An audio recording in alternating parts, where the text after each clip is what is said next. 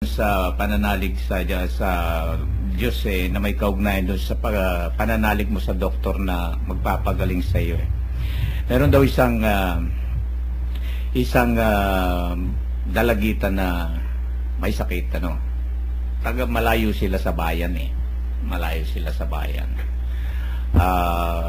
Itong dalagitan na ito, nakakabalita na ito na pagka siya dinala yung kanyang karamdaman doon sa doktor ay siya gagaling. May sakit palibasa yung mga magulang wala makalam-alam, dinala nga doon sa doktor. Nung ma-recognize ng doktor, ay madali ho yan, ito ho, inumin ho ninyo ito, nireseta ito, inyo ho itong inumin 3 beses ho maghapon ito. Ay di ngayon ay sa hirap, hindi naman nabili. Ang ginawa nung dalagita, pinipira-piraso yung papel. 3 beses kinakain. Yung reseta. Yung papel, yung reseta. Ang bigat ng pananalig, Talo tayo nun, talo tayo dyan. Yun ang ganyan. Abay gumaling.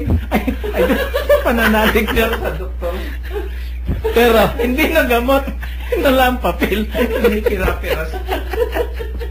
Kasi baka naman Kuya Men, nang ibigay, bilhin nyo ito at sinabi mo kapag papagaling ito sa inyo, ay hawak yung papel.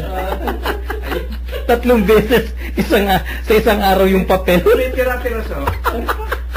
Hindi, nagtukan lang ho kami magilo ng taga-pakinig dahil ang atin hong tema rito, yun yung pananalig natin sa Diyos. Pinakailangan na meron tayong faith, meron tayong pagtitiwala sa Diyos, na siya ho ang gagalaw at kikilos para ho magkaroon tayo ng kagalingan sa ating mga karamdaman at masolve yung ating mga problema. Sapagkat kapag ho iniasa natin yan sa mundo, sa tao, ay hindi ho tayo magkakaroon ng magandang resulta. Dahil ang Diyos ho ang nagbibigay at nagdedireksyon sa lahat na yan.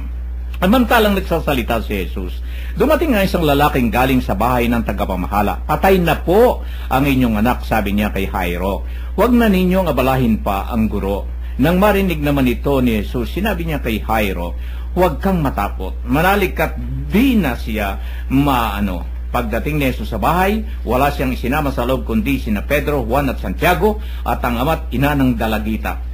Pananaghoy ang lahat ng naroon, nananaghoy ang lahat ng naroon at tinatangisan ang patay. Ngunit sinabi ni Jesus, huwag kayong tumangis. Hindi patay yan, natutulog lamang. Siya'y pinagtawanan nila sapagkat alam nilang patay na ang dalagita. Ngunit hinawakan ni Jesus ang kamay nito at sinabi, ining, bumangon ka. Nagbalik ang kanyang hininga at siya'y bumangon. At pinabigyan agad ni Jesus ng pagkain ang dalagita.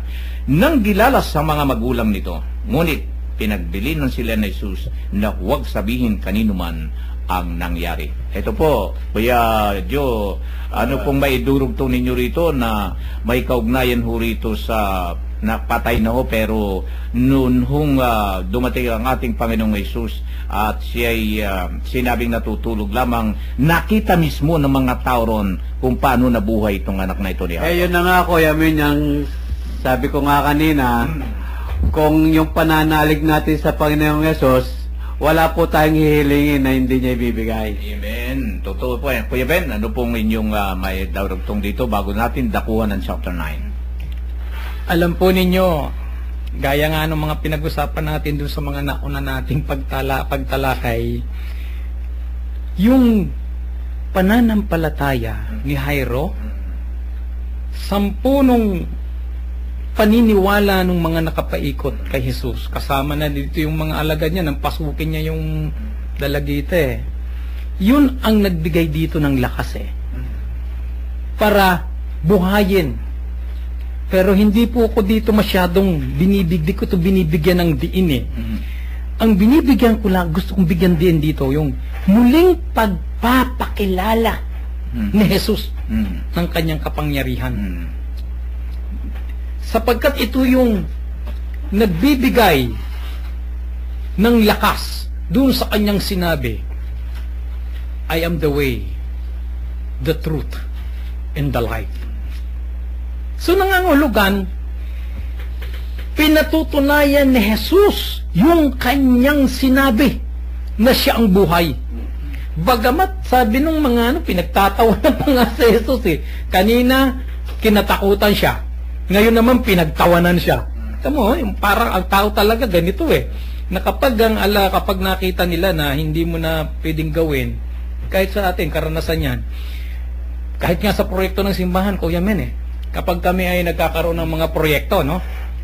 Ang laging nasa isipan ng mga tao, hindi magagawa yan dahil kulang sa pera, kulang sa ganito, kulang sa ganyan. Ang hindi nila alam, kapag ito'y ginagawa mo para sa Diyos, bahala ang Diyos. Hindi kanya pababayaan. Minsan pinagtatawanan nga nila ako dahil sabi nila, Brother Ben, saan tayo kukuha ng ganyang kalaking pera? Pero sabi ko, hindi, kaya yan. Sapagkat, kung yung Diyos nga yung tinapay, napaparami niya nabusog yung libong tao sa ganung pamamaraan at yung pinakalalim nun yung sinatawag nating sharing yung pagbabahaginan ng mga tao yun yung kapangyarihan ng pagbabahaginan. Kapag nangyari yun, nagaganap ang mga bagay-bagay. So, sa pagpapagaling ng ating Panginoon, na pinatunayan niya ang kanyang pagka-Diyos, ang kanyang pagbibigay ng buhay, mga minamahal kong mga tagapakinig, ano man po ang nangyayari sa buhay natin, ano man kalala ang iyong karamdaman, ano man kalala ang iyong problema, ano man bagay ang nangyayari sa iyong buhay, lagi nating pakatandaan ang kanyang sinabi, I am the way, the truth, and the life, at walang makakarating sa aking Ama na hindi nagdaraan sa akin. Kung ikaw ay dadaan kay Jesus, maniniwala ka sa katotohanan niya, at lagi kang nasa kanya, nakatitiyak tayo, makakarating tayo sa Ama.